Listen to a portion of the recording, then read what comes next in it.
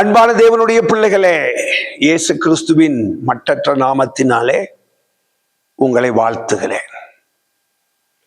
இன்றைய தினத்திலும் தேவனோடு சஞ்சரிக்க ஒரு குறுஞ்செய்தியை உங்களோடு பகிர்ந்து கொள்ள விரும்புகிறேன்.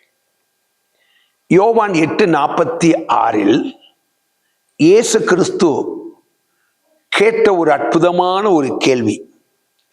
என்னிடத்தில் பாவம் உண்டு என்று உங்களில் யார் என்னை குற்றப்படுத்த கூடும்? என்னிலே பாவம் உண்டு என்று சொல்லி உங்களில் யார் என்னை குற்றப்படுத்த கூடும்? இது ஒரு அற்புதமான கேள்வி. யாருக்கு மத்தியிலே இந்த கேள்வியை இயேசு கேட்கிறார் என்று நம்ம பார்க்கணும். யாருக்கு மத்தியிலே என்று சொன்னால், இயேசு கிறிஸ்துவை எல்லாருமே பொதுவாக குற்றம் கண்டுபிடிப்பதிலேயே குறியாய் இருந்தார்கள். இயேசு கிட்ட எப்படியாவது குற்றத்தை கண்டுபிடிக்கணும். அப்படிப்பட்ட குற்றம் கண்டுபிடிக்கிற ஜனங்கள் நிறைந்த சூழ்நிலையில ஒரு சேலஞ்ச், உங்கள் யாராகிலும் என்னிடத்தில் ஏதாகிலும் ஒரு குற்றத்தை கண்டுபிடித்து சொல்ல முடியுமா என்று ஆண்டவர் ஒரு சேலஞ்ச் இங்கே கொடுப்பதை நாம் பார்க்கிறோம். ஆனா ஒருவராலையும் இயேசு கிறிஸ்துவினிடத்தில் ஒரு குற்றத்தையுமே கண்டுபிடிக்க முடியவில்லை. குற்றத்தை கண்டுபிடிப்பவர்களுக்கு மத்தியிலே இயேசு கிறிஸ்துவினிடத்திலே ஒரு குற்றத்தையுமே கண்டுபிடிக்க முடியவில்லை. நம்ம சூழ இருக்கிற ஜனங்கள் யார் என்றால், பிலிப்பியர் 2:15 படி கோணலும் மாறுபாடுமான ஜனங்களின் நடுவிலே தான் நாம் இருக்கிறோம். நம்முடைய வாழ்க்கையின் ஒவ்வொரு அசைவிலையும் குற்றத்தை கண்டுபிடிக்க ஜனங்கள் இருக்கிறாங்க. நீங்களும் நானும் குற்றஞ்சாட்டப்பட முடியாத வாழ்க்கை வாழணும். வேதத்துல நீங்க வாசிச்சு பாருங்க. தானியேல் தீர்க்கதரிசியின் புஸ்தகம் 6வது அதிகாரம் 3 முதல் 5 வசனங்கள். அதுல 5வது வசனத்திலே நாம் பார்க்கும்போது, தானியேலிடத்திலே குற்றம் கண்டுபிடிப்பதற்காக முயற்சி செய்தவர்கள் சலித்து போய்விட்டார்கள். காரணம், தானியேலிடத்திலே ஒரு குற்றத்தையுமே கண்டுபிடிக்க முடியவில்லை.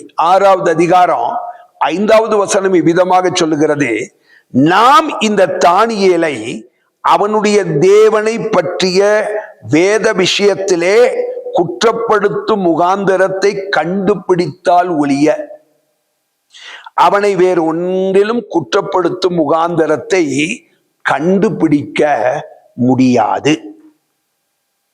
அப்படியே சலிச்சு போயிட்டாங்க. டெய்லி அவனுடைய ஒவ்வொரு அசைவிலும் குற்றம் கண்டுபிடிக்க முயற்சி செஞ்சாங்க. ஆனால் அந்த பாபிலோனியர்களால், அந்த கல்தேயர்களால் இந்த பரிசுத்தமான தானியேலிடத்துல ஒரு குற்றத்தையும் கண்டுபிடிக்க முடியவில்லை. அதே போல சாமுவேல் தீர்க்கதரிசி, அவர் பார்த்தீங்கன்னா அவர் என்ன சொல்லுகிறார்? 1 சாமுவேல் 12வது அதிகாரம் 3வது வசனத்துல, இதோ இருக்கிறேன், கர்த்தரின் சந்நிதியிலும் அவர் அபிஷேகம் பண்ணி வைத்தவருக்கு முன்பாகவும் என்னை குறித்து நீங்கள் சாட்சி சொல்லுங்கள். நான் யாருடைய எருதை எடுத்துக்கொண்டேன், யாருடைய கழுதையை எடுத்துக்கொண்டேன், யாருக்கு அநியாயம் செய்தேன், யாருக்கு இடுக்கண் செய்தேன், யார் கையில் பரிதானம் வாங்கி கொண்டு கண் சாடையாய் இருந்தேன், சொல்லுங்கள். அப்படி உண்டானால் அதை உங்களுக்கு திரும்ப கொடுப்பேன். இவைகளில் எல்லாம் என்னில் ஏதாவது குற்றம் கண்டுபிடிக்க முடியுமா அப்படின்னு சொல்லி கேட்கிறாங்க. இயேசு கிறிஸ்துவை குறித்து சொல்லும் போது நம்ம சொல்லுவோம், அவர் இயேசுங்க அப்படின்னுவோம். தானியேல், சாமுவேல் தீர்க்கதரிசி, அவங்க எல்லாம் நம்மளை போலதான மனுஷங்க. இயேசுவும் கூட நம்மை போல மனிதராய் இருந்த போதுதான் இந்த கேள்வியை கேட்டார். இதுல இருந்து நாம் அறிந்து கொள்ள வேண்டியது என்ன? நம்மாலும் கூட குற்றஞ்சாட்டப்பட முடியாத ஒரு வாழ்க்கையை நிச்சயமா வாழ முடியும். இந்த நாளில் இதை தியானித்திருக்கிறோம். ஒரு நல்ல தீர்மானம் எடுப்போம். யாரும் குற்றம் கண்டுபிடிக்க முடியாத ஒரு பரிசுத்த வாழ்க்கை வாழ்ந்து இயேசுவின் நாம மகிமைக்காக ஜீவிப்போம். கர்த்தர் நம்மை ஆசீர்வதிப்பாராக. மகா இரக்கமும் கிருபையும் உள்ள எங்கள் அன்பின் ஆண்டவரே, குற்றம் கண்டுபிடிக்க எத்தனிக்கும் உலகம் ஆண்டவரே, குறிப்பாக தேவ பிள்ளைகள் மேல் குற்றம் கண்டுபிடிக்க எத்தனிக்கிற இந்த உலகத்தில் எந்த விதத்திலும் நாங்கள் இயேசு கிறிஸ்துவை போல, ஒரு தானியேலை போல, சாமுவேல் தீர்க்கதரிசியை போல எந்த விதத்திலும் குற்றஞ்சாட்டப்பட முடியாத ஒரு வாழ்க்கை வாழ கர்த்தர் எங்களுக்கு உதவி செய்யும்.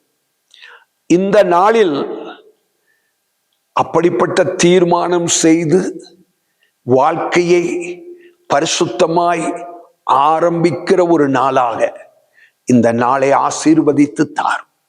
இயேசுவின் நாமத்தில் பிதாவே, ஆமென். God bless. கர்த்தர் உங்களை ஆசீர்வதிப்பாராக. ஆமென்.